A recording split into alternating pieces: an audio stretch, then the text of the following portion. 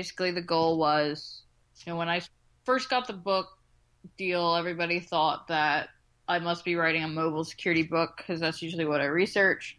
But I mean, I also do a lot of training, and my passion has always been like entry level classes. So I really wanted to do something that I wished I had when I was first starting out, which was, I really liked Counter Hack Reloaded, Ed Scotus's book. That was the first one I ever read. I learned a ton from that. But as I struggled a lot with, it would talk about how the tools work, but there weren't really examples of, like, we didn't set up virtual machines and, like, work through it, which, kind of showed, I guess, my, lack of prowess at that point, that I struggled with reading man pages and stuff. But I feel like that really beginner audience who is going to get on something like IRC and get the fuck off, noob. I don't know if I should say that on a podcast, but that's what people get. They get treated rudely a lot of the time, and finding people who do want to help you is hard. So I wanted to have something out there that could reach a wide audience for people who were at that early level, so they could get some of the intro experience. Yeah. So I guess, did you just wake up one day and say, hey, I want to write a book, or was it something that you were kind of mulling for a while? And talk to me about the overall experience of writing that book.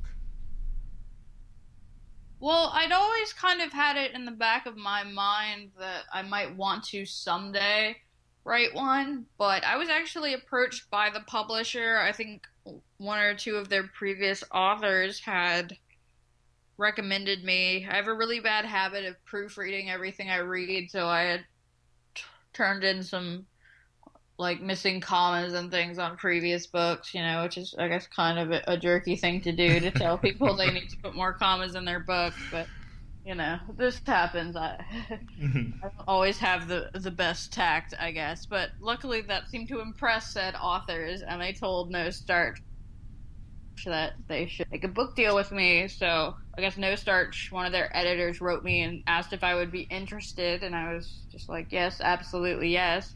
That would be really cool, right? I mean, you go by the vendor tables and see the books and people's names on them, and you see people signing, and that's like, who wouldn't want to be that person?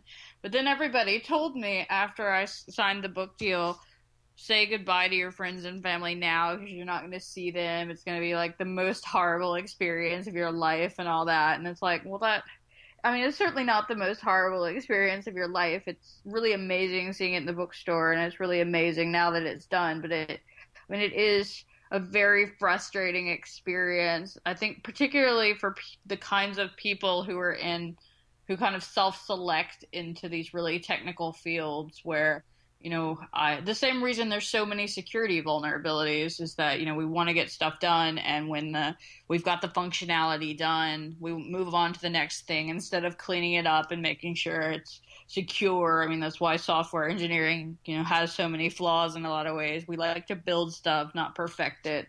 And with writing the book, I mean, I would look at the same chapter like 17 times, literally. Mm-hmm. So it was really frustrating, but it was definitely worth it. So I think you'll hear from a lot of authors kind of the same thing, that it's, a really horrible experience and a really wonderful experience at the same time. So, I'm really glad I did it.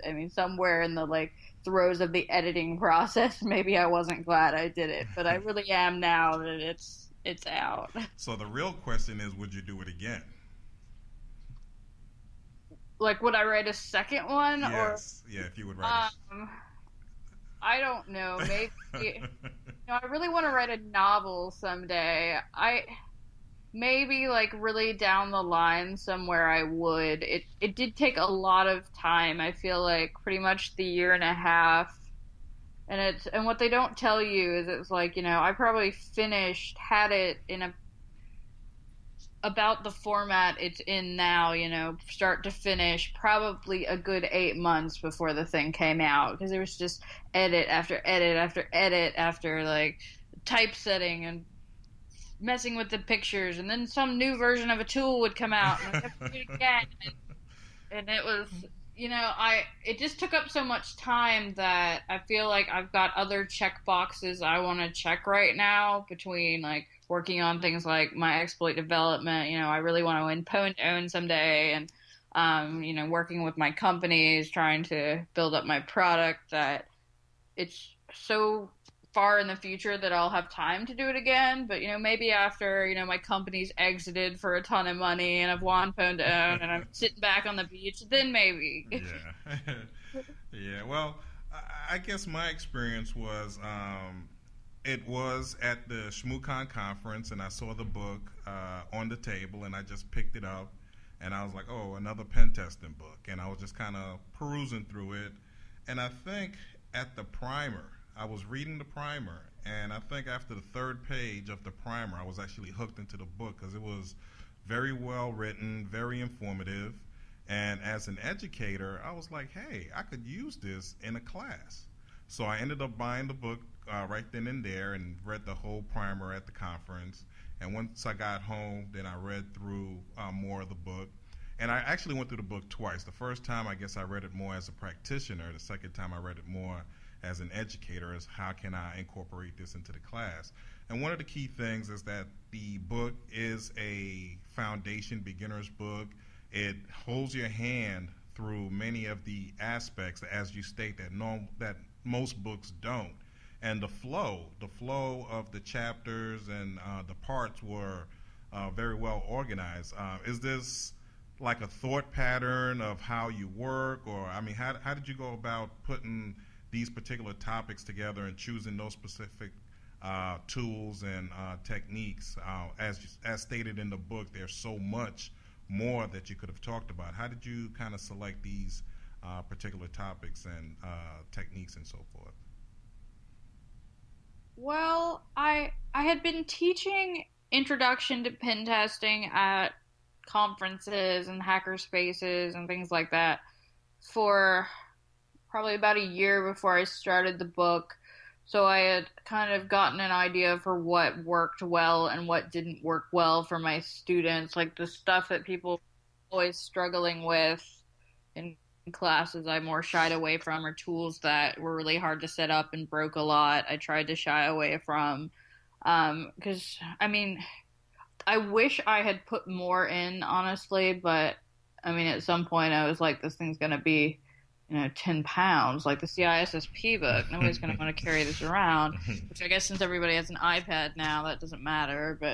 And I guess I was tired of writing. But I have started a series of blog posts on my bulb security website where I'm trying to do additional follow-on exercises, because there really is so much, and I just want to keep teaching people things. But I really just kind of followed the syllabus for my penetration testing class at that point about what chapters I did. And I mean, a lot of the tools that I use are, I mean, you can tell the kinds of tools that I like to use, whereas somebody else, if you talk to them, they may like a different tool that does basically the same thing. So, I mean, it did take into account the tools that I was familiar with and that I used a lot, and ones that I thought were pretty straightforward-ish to use. Things that were really esoteric, I just avoided because I felt like it caused more confusion.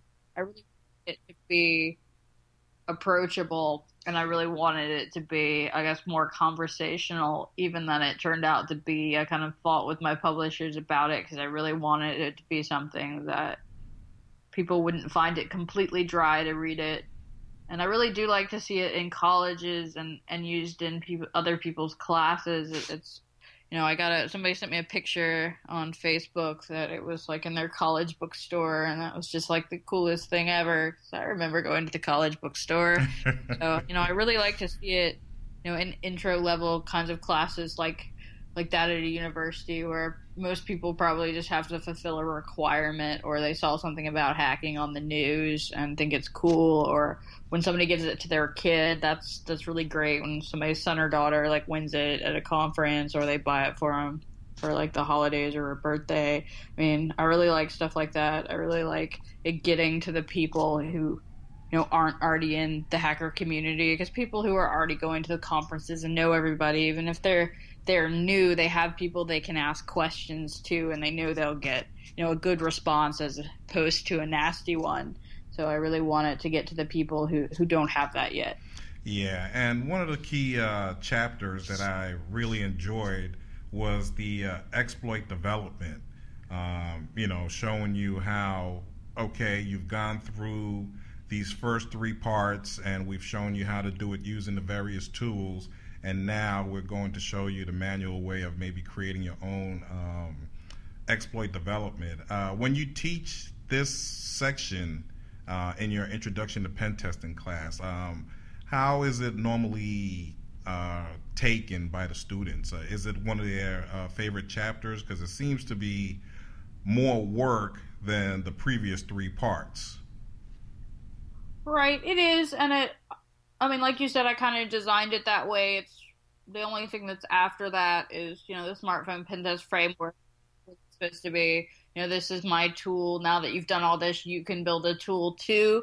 So this was kind of like the hardest thing in the book was the exploit development, but people really seem to like it. I do exploit development classes that are just, introduction to exploit development that go a bit farther and a bit deeper, like at the end of the exploit development chapters. It talks about things like ASLR or data execution prevention, just kind of mentions them, but we go into those as well in the class. But even in the penetration testing class where it's, depending on the time, it may be, we just do like the first couple chapters or the first couple sections, or we may spend like a whole day on it and do everything that's in the book and maybe even a little bit more.